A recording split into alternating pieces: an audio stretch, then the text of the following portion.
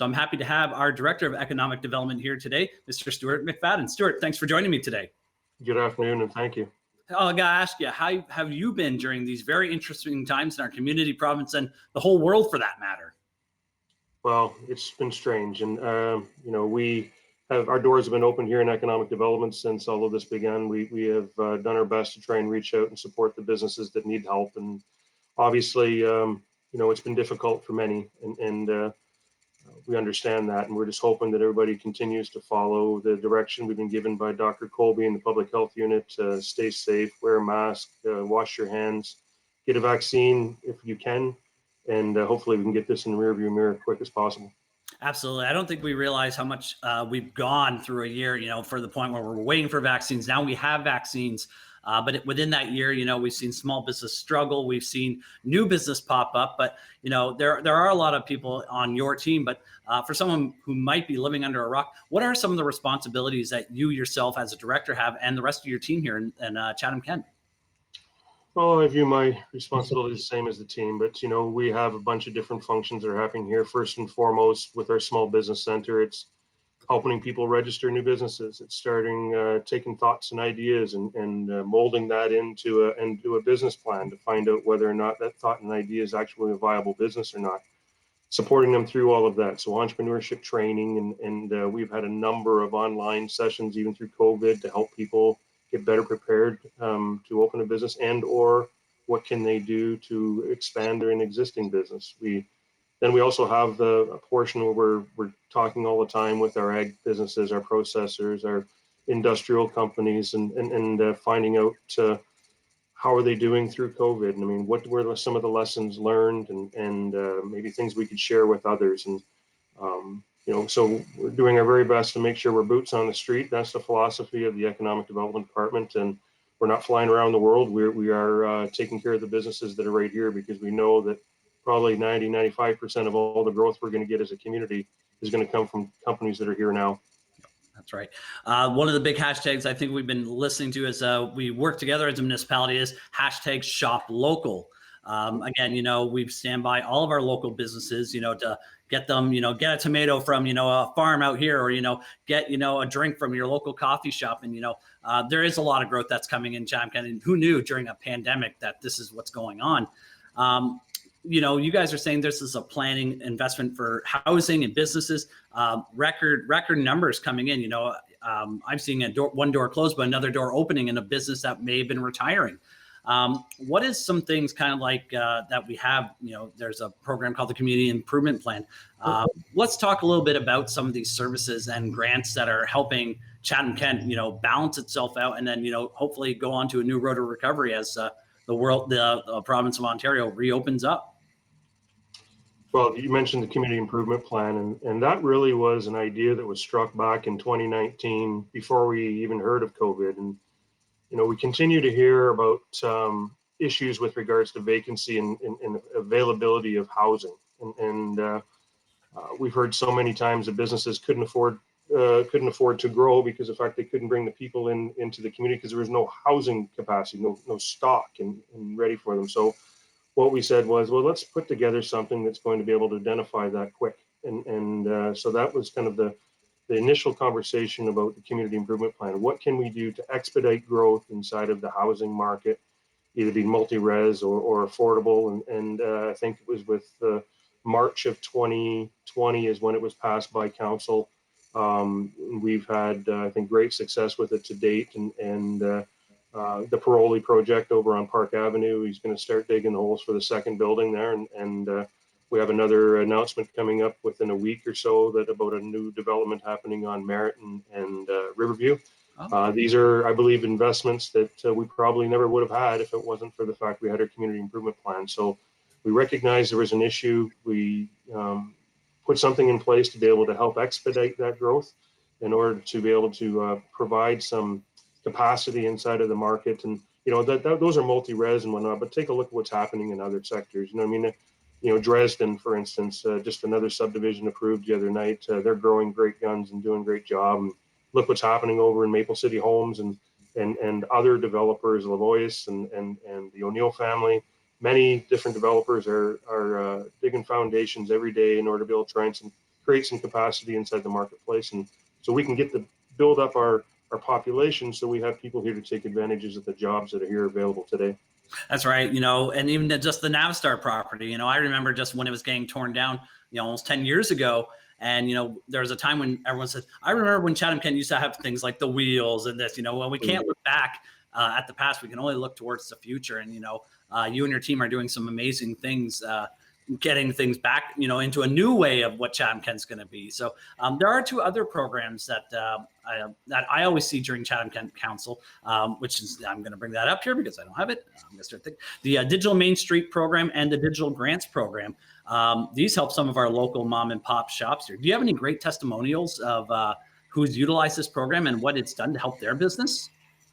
I wouldn't know where to start when it comes to testimonials, and when COVID hit, people had to pivot. They had to figure out a way to do business differently, and online.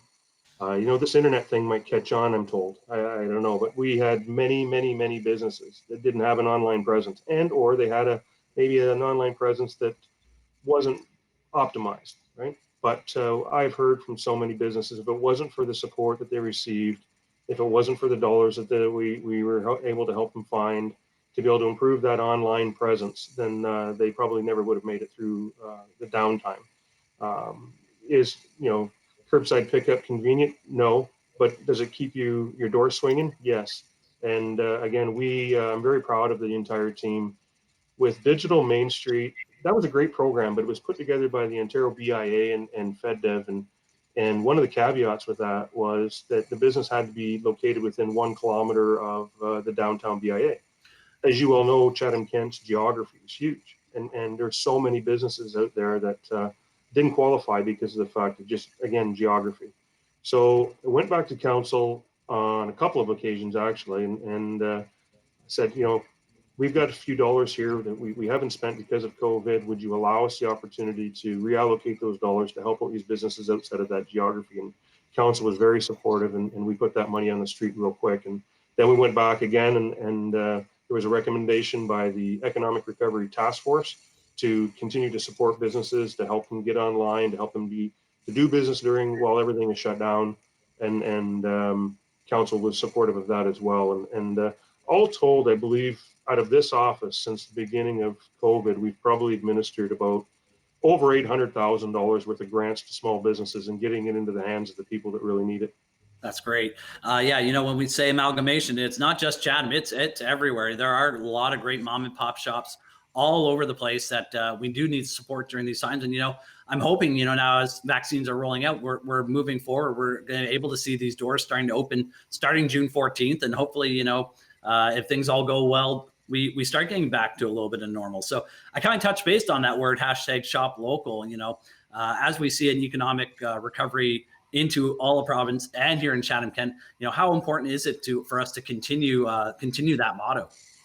Yeah, I was in retail for a long time, and I think the shop local, I keep on saying, it's something we all know, but just that constant reminder that when we're making a purchase and we purchase it from Bob and Mary, who have the store here in Chatham-Kent, we're supporting our neighbor, we're supporting local jobs, we're supporting athletics, kids sports, because these are the ones that are putting their names on the back of those jerseys, right? And I don't know, I could be wrong, but if someone has got a soccer team sponsored by Wayfair or Amazon, please let me know. It is just a reminder that when you support local, those dollars stay in town, and to the best that you can, please, if it's going to cost just a couple bucks more to buy local, that has a huge impact on our community, and I would really encourage everybody to do that. Absolutely. You're right. When it's just $1 or $2 difference for it to keep here in Chatham-Kent, absolutely. That does put food on the plate and a roof over someone's head, and, keeps the benefits of our economy. We have seen a lot in this year, a lot of negative, but, there have been a lot of good news stories. Is there anything from your neck of the woods that you'd like to share that has really hit home for you?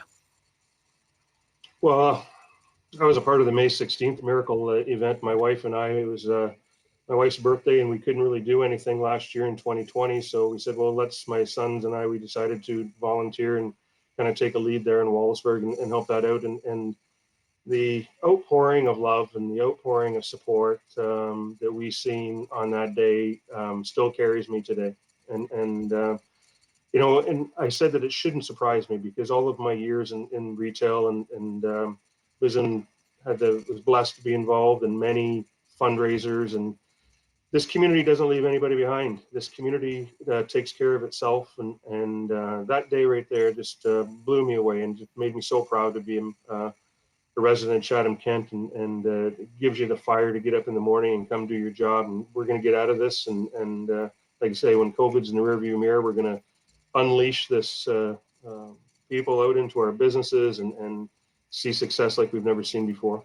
Absolutely. You know, I think people are so looking forward to now the nice weather is out, you know, when restrictions are kind of uplifting, to sit down, toast to their friends safely and say, you know, look how far we've come, helping out our mom and pop shops, you know, seeing some of those downtown in the cities come back in and let our downtown flourish. And, you know, we got to thank all of our administration teams, our directors who are doing some amazing things. So thank you for all you guys and gals are doing. Is there anything else you would like to add as we close up?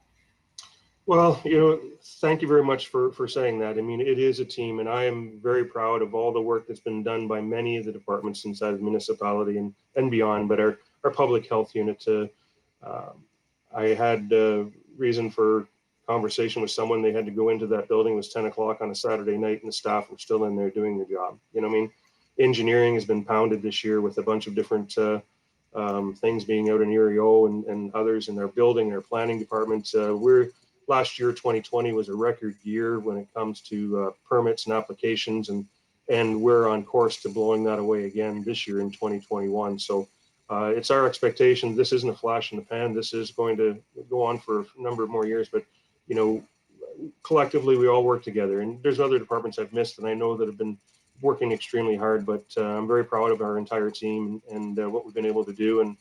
And again, if you can get vaccinated, get vaccinated. If wash your hands, wear your mask. We got to get this behind us, and then, like I say, we're going to open up and we're going to party like it's 2021. Onward and upward. There's a big CK block party to celebrate all the hardships that we've endured, and I'm certainly looking forward to it. Now, thanks again, Stuart, for all your time today, and thanks, and keep on doing what you're doing. Thank you, Eric. Thank you, everybody.